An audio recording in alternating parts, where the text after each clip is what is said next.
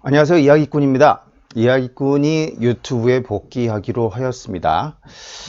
작년 8월에 유튜브를 마지막으로 올리고 지금 오랫동안 좀 쉬었는데요. 그때는 제가 이제 교육 사업으로 확장하는 과정에서 도저히 시간이 나지 않는 관계가 좀 있었습니다. 주간 거시경제 보고서가 있고 월간 주도 업종이 있어서 1년에 60개 정도의 리포트를 이제 유료로 두 번째는 이제 그 초급 강의만 있었는데 입문 강의도 추가가 됐었고, 그 다음에 그 멤버십 그 회원제를 이제 운영하기 시작했어요. 그래서 제가 교육 사업을 하기 이전부터 개인적으로 계속 했던 것들이에요. 기본적인 그 연구 활동이기 때문에 일주일에 거의 6일 내내 그 보고서 작성과 멤버십 회원 관리로 이제 시간이 이제 쓰이게 되다 보니까 개인적인 다른 일을 할 수 있는 시간이 이제 전혀 없었고, 그래서 본의 아니게 유튜브를 좀 중단을 했었습니다. 근데 최근 들어 이제 그 이야기꾼이 계속 여러 방송이나 유튜브에 나오고 있죠. 그래서 토마토 TV는 이제 2주에 한 번씩 계속 출연을 하고 있고, 최근에 이제 전인구 경제연구소 유튜브와 지금 이제 좀 협업을 계속 하고 있어요. 그거 외에 다른 유튜브 별도로 진행을 할 예정입니다. 개인 유튜브를 이제 계속 방치한다는 게 맞는지 좀 의문이 들었고, 결국 다시 시작을 하게 됐습니다. 회원분들이나 구독자분들도 다시 시작을 해주길 좀 원하시는 분도 계셨고요.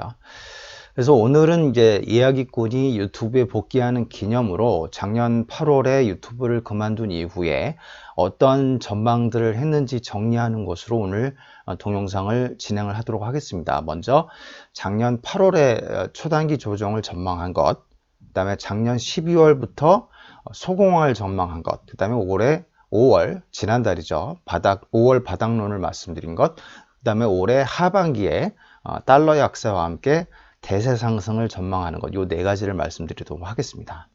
블로그에 이제 8월 13일에 남긴 글입니다. 그래서 초단기 조정을 이미 말씀을 드렸고요.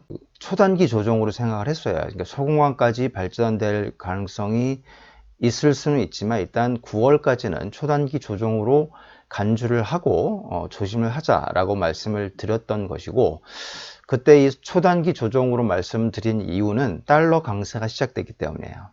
달러 강세와 함께 원달러 환율이 치솟으면서 원화 약세도 진행이 됐죠. 게다가 이제 한국도 경기 침체가 시작되기 시작했어요. 그때 이제 미국은 2분기에 경기 피크아웃이 나온 이후에 고공권에 계속 머물러 있었고, 중국은 작년 초부터 좋지 않았고요. 한국도 작년 중반부터 경기가 꺾이기 시작했어요. 대표적인 게 한국 수출의 증가율이 감소했다는 점입니다. 이것은 굉장히 중요한 지표인데, 항상 그 수출 절대값에 이제 집중을 하다 보면, 심지어는 올해 지금 상반기에 소공황이 진행 중임에도 불구하고 한국 수출은 계속 역대 최대 수출을 기록하고 있죠. 중요한 거는 이제 미분값을 봐야 된다는 겁니다. 그 증가율이 감소하는 게 경기 침체의 하나의 신호가 됐던 것이고, 그 외에 이제 그 작년 6월경에 발생된 중국 빅테크와 비트코인의 하락이 있었어요. 그때 이것들이 나중에 언젠가는 디레버리징을 일으킬 것이기 때문에 뭐 초단기 조정이 됐건 소공황이 됐건 작던 크던 투매를 유발할 것이다. 이제 요렇게 말씀을 드렸죠. 9월 이후에도 상황이 점차 안 좋아졌다는 겁니다. 경기 지표들은 점점 안 좋아지고, 그 다음에 그 오미크론까지 발생을 했죠. 그러다 보니까 공급망 병목 현상이 더 심해지고 인플레이션도 심해지다 보니 작년 이제 하반기부터는 소공황을 대비하자라고 이미 제 멤버십 회원분들께는 말씀을 드렸는데, 유튜브는 중단을 하다 보니까 말씀을 못 드린 부분이 있습니다. 주간동화 인터뷰가 이렇게 있죠.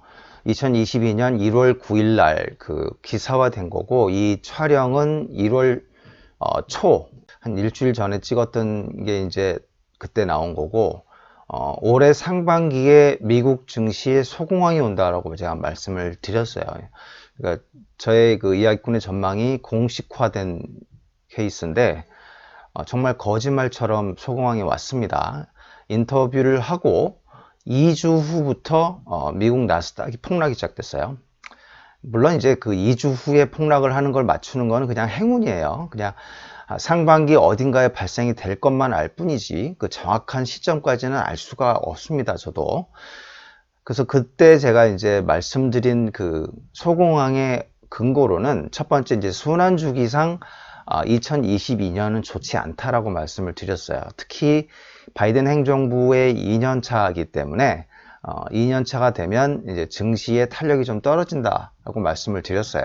왜냐하면 이제 정당의 본래 색깔이 나타나기 때문이에요. 그래서 통상 이제 4년 차가 되면 미국 대통령이 재선을 하든지 신규로 당선이 돼야 되기 때문에 경제에 해가 되는 립 서비스를 가능하면 자제를 합니다.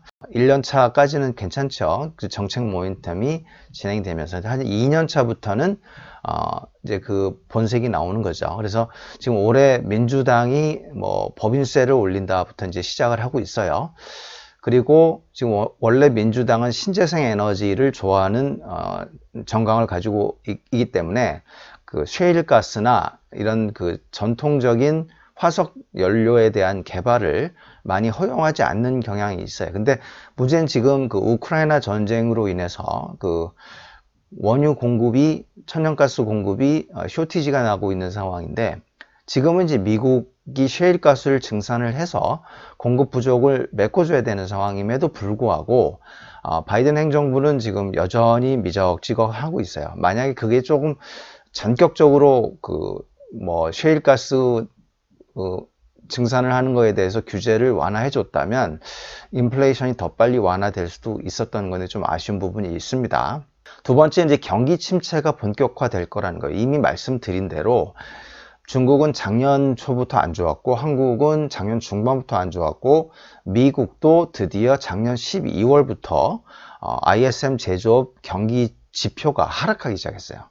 이건 굉장히 위험한 전조현상이고 세 번째로 말씀드린 게 주간 동화 인터뷰에서 말씀드린 게 비트코인 디레버리징도 결국 이번 소공황의 역할을 할 것이다 라고 말씀을 드렸는데 3월 하락까지는 그 비트코인이 이렇게 폭락하지 않았는데 결국 4월 말부터 비트코인이 폭락하면서 5월에 발생된 강력한 투매의 원인이 됐어요. 그래서 소공황 봉상 이제 4단계 하락까지는 잘 나오지 않는데 결국 4단계 하락을 만들고 이번 소공황이 이제 바닥을 형성하는 걸로 지금 추정이 됩니다. 이제 코인 급락은 그러니까 코인만으로 끝나는 것은 아니에요. 그러니까 코인뿐만 아니라 그 당시에 시가총액이 큰 자산 어떤 것이든 간에 폭락이 나오게 되면 그 헤지펀드나 투자은행 같이 대규모 자금 또는 레버리지까지 동원하여 투자를 했던 그 투자자들이 그 자산이 폭락을 하게 되면 마진콜이 발생을 해서 어떤 방식이든 상환을 해야 돼요. 그런 과정에서 미국 우량 주식도 할 수 없이 투매를 할 수밖에 없게 되는 상황이 나오고 그게 통상 그 공황의 마지막 투매를 형성하는 경향이 있습니다. 그래서 이번에도 예외 없이 5월에 4단계 하락 중 투매는 비트코인의 디레버리징으로 발생됐다고 말씀드릴 수 있겠습니다. 자, 경기 침체를 볼 때는 미국의 그 ISM 제조업 지수를 본다고 제가 많이 말씀을 드렸어요. 그래서 전체 차트를 한번 가지고 왔습니다.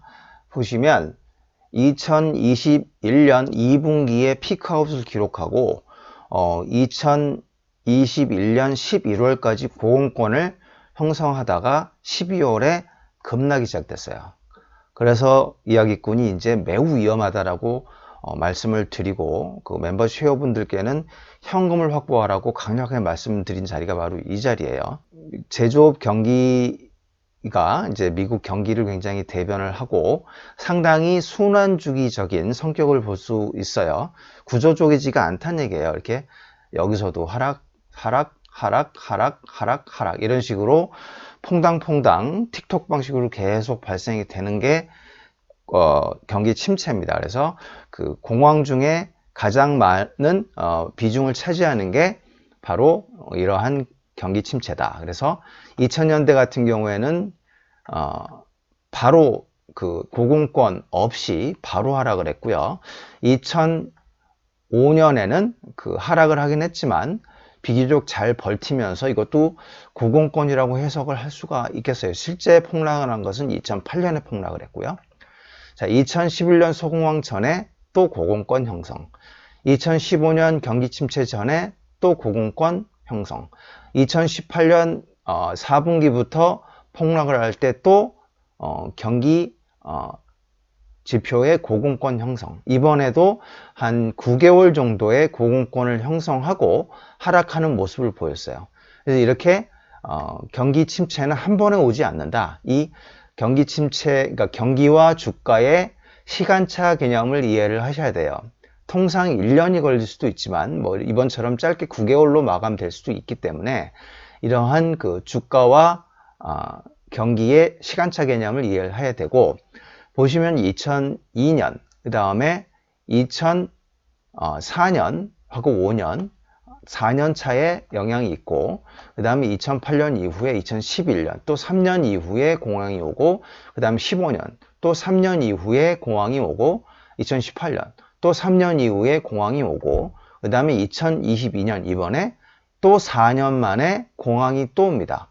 이렇게 퐁당 경기 침체가 순환적인 특성을 가지고 있어서 이런 것들이 이제 이야기꾼의 시나리오 모델의 기본 근간을 이루는 것이고, 이번에도 여지없이 적중을 하게 됩니다. 재미있는 것은 앞으로도 계속 경기 침체가 진행이 될 거예요.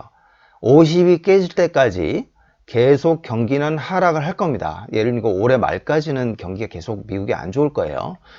그러나 이번 소공황이 마무리되면 미국 증시는 다시 상승 추세로 전환할 겁니다. 그래서 하반기부터는 경기 침체가 이렇게 진행되기 때문에 미국 증시가 반등에 불과하다, 다시 큰 폭의 하락이 있을 것이다 라는 우려를 먹고 증시는 계속 상승을 합니다. 그러니까 회의와 비관을 먹고 상승의 벽을 타는 것이죠. 자, 이런 것들이 올해 하반기에 발생될 거라는 것도 유념해 보시면 좋겠습니다. 자, 그 다음은 이제 5월 13일에 촬영한 그 전인구 경제연구소 유튜브에서 제가 했던 발언이에요. 이번 주와 다음 주가 바닥이라고 제가 말씀을 드렸는데, 이제 뭐 이거 보면 꼭 이제 무슨 점쟁이처럼 말씀드린 것처럼 이렇게 편집이 되긴 했지만, 근거가 없이 말씀드린 건 아니에요. 그러니까 물론 이제 정확하게 그렇게 뭐 이야기꾼이 트레이딩을 하는 사람이 아니기 때문에 뭐 이번 주나 다음 주가 반드시 바닥일 필요가 없습니다. 대충 5월이면 바닥이 형성될 것이다 라고 이미 블로그에서 말씀을 드리고 있었는데, 이제 그 대충 이번 주 다음 주가 바닥이라고 이제 재밌게 말씀드렸는데, 정말 재수 좋게 그림처럼 그게 적중을 했어요. 그래서 일단 5월 바닥론은 일단 그 적중을 한 걸로 예상을 하고 있습니다. 이번 주가 바로 이 자리였고 다음 주가 이 자리였어요. 그래서 정확히 이중 바닥을 형성을 하고 거짓말처럼 바닥이 형성됐습니다. 뭐 그걸 맞춘 게 중요한 건 아닙니다. 잘 아시다시피 그런 거 절대적으로 맞출 수 있는 사람은 없어요. 운이 좋았던 거고 5월 바닥론을 말씀드린 통계적인 자료가 있었을 뿐이에요. 바로 이게 통계적인 자료입니다. 1950년대 이후에 마이너스 20% 이상의 하락장을 전부 표로 만든 건데요. 평균이 30%고 뭐 1년 정도 있다가 바닥을 형성하니까 아직 멀었네 뭐 이렇게 생각을 하실 수가 있어요. 근데 시나리오 모델을 잘 정의를 하고 그 국면에 따라 다 따로따로 분석을 하지 않으면 이렇게 통계로 보면 이상한 결과가 나올 수가 있어요. 일반적으로 이제 공황은 대공황과 중공황, 그 다음에 소공황, 그 다음에 초단기 조정 이렇게 나눌 수가 있어요. 초단기 조정은 1년에 한두 번 있는 10% 내외의 조정이라 공황까지라고 보지 않습니다. 대공황은 한국가에서 보통 한 번밖에 발생되지 않습니다. 경제 위기가 동반되면서 금융 시스템, 그 다음에 부채 위기가 한꺼번에 오는, 한국가에서 보통 한 번밖에 발생되지 않아요. 미국도 1929년부터 32년까지 발생된 대공황 이후에 다시 발생되지 않고 있고, 한국을 비롯한 아시아도 1995년부터 98년에 발생된 이후로 발생되지 않습니다. 그 이유는 환율이 이제 변동 환율 체계로 바뀌면서 미국 달러 체계에 편입되면서 이제 미국 달러의 도움을 받기 시작하게 됩니다. 그전에는 이제 달러 바스켓 안에 들어오지 못하기 때문에 그 국가 또는 그 지역에서 외환위기가 발생돼도 달러나 미국 경제에 영향을 미치지 못하지만 지금은 이제 다르죠. 달러 경제 체제에 들어오게 되면 그 국가들의 경제 위기가 나타나면 달러를 기반으로 한 미국까지도 영향을 미치기 때문에 위험해지면 이제 미국이 뭐 달러 스왑 같은 것을 이용해서 경제 위기가 확산되지 않게 도움을 주는 경향이 있어요. 그 다음에 보수적으로 금융 시스템이 바뀌게 됩니다. 그런 것들이 이제 마치 백신을 맞으면 면역이 생기는 것처럼 되기 때문에 대공황은 보통 한 번 발생하고 이제 마무리되는 경향이 있어요. 근데 중공황은 이제 이런 자리 1968년에서 66년에서 68년, 그 다음에 73년에서 74년, 그 다음에 2000년에서 2002년, 2007년에서 2009년 이렇게 50년대 이후에는 3번이 있어요. 어김없이 큰 폭락이 나옵니다. 이렇게 폭락이 나오든가 마이너스 48%, 마이너스 49%, 마이너스 57%, 반토막 근처까지 나게 되죠. 반토막 이상 나기도 하고. 그 다음에 이제 그 바닥까지 걸리는 시간이 뭐 2년이 걸리기도 하고, 뭐 3년이 걸리기도 하고, 오래 걸리기도 합니다. 이렇게 반토막 나고, 뭐 2, 3년이 바닥 형성까지 이렇게 되고, 바닥은 통상 이제 5단 하락이 나올 수도 있고 6단 하락이 나올 수도 있고 7단 하락이 나올 수도 있어요. 중공황은 한 가지 원인으로 생기는 게 아니라 복합적이고도 여러 원인들이 중첩돼서 나타나게 됩니다. 이런 것들이 이제 중공황의 특징이에요. 하지만 소공황은 또 다릅니다. 이제 이게 소공황은 통상 20% 하락을 하고 2개월에서 6개월 정도면 바닥이 형성되고 3단 하락 아니면 4단 하락으로 끝나고 특징이 경기 침체가 가장 많으며 그 외에 한두 가지의 지엽적인 원인으로 소공황이 발생되는 경향이 있어요. 근데 이제 소공황을 보면 거짓말처럼 마이너스 20%의 확률이 압도적으로 많습니다. 1957년이면 미국 증시 5기의 여름 국면의 소공황 마이너스 20%, 그다음에 이제 하나 특징은 그 여름 국면에 발생되는 소공황 중에 한 번 플래시 크래시가 발생이 돼요. 그때는 마이너스 35%까지 하락을 하지만 매우 빨리 바닥을 형성하는 경향이 있어요. 그래서 1961년에서 2년은 미국 증시 5기의 여름 국면에 발생된 소공황 중 플래시 크래시예요. 그래서 약간 좀 하락이 많습니다. 그 다음에 이게 중공황, 이것도 중공황. 그 다음에 이제 본국면은 미국 증시 1970년대는 미국 증시 6기의 본국면이죠. 그래서 여름하고 비슷한 특성을 보이지만 이렇게 가끔 마이너스 27%처럼 많이 하락을 할 수도 있어요. 근데 통상 20% 하락을 합니다. 그 다음에 이제 1983년부터 미국 증시 6기의 여름국면이 시작되고 1984년에는 가벼운 기간 조정이 나오고 3년 후인 87년도에 마이너스 34%로 제법 강한 플래시 크래시가 발생이 돼요. 그러나 불과 석 달 만에 바닥을 형성합니다. 90년, 그 다음에 3년 후인 1990년에 또 마이너스 20%, 그 다음에 소공황, 그 다음에 94년은 가벼운 소공황, 98년, 또 3년 후인 98년도에 마이너스 20% 소공황, 그 다음에 요거하고 요거는 중공황이라고 말씀드렸어요. 그 다음에 3년 후인 2011년 마이너스 20% 소공황, 그 다음에 2015년은 가벼운 소공황, 그 다음에 2018년 3년 후인 2018년에 또 마이너스 20% 소공황, 그 다음에 2020년은 소공황이긴 한데 그 플래시 크래시라고 말씀드렸죠. 그래서 마이너스 34% 하락을 했고 불과 한 달 만에 해결을 합니다. 그 다음에 이번에 2022년 소공황이 마이너스 21% 하락이 최대 하락폭이 나왔는데 그게 바로 전인구 경제연구소 유튜브를 찍던 그 주였어요. 그래서 제가 재미삼아 이번 주, 다음 주가 바닥일 것이라고 말씀을 드렸고, 제 거짓말처럼 현실화가 됐습니다. 자, 마지막으로 올해 하반기 전망으로 그 복귀 기념 동영상을 마무리할 건데요. 올해 하반기는 이야기꾼이 전망하는 게 달러 약세와 함께 한국 증시의 대세 상승이 다시 시작될 가능성이 있다고 말씀을 드리겠습니다.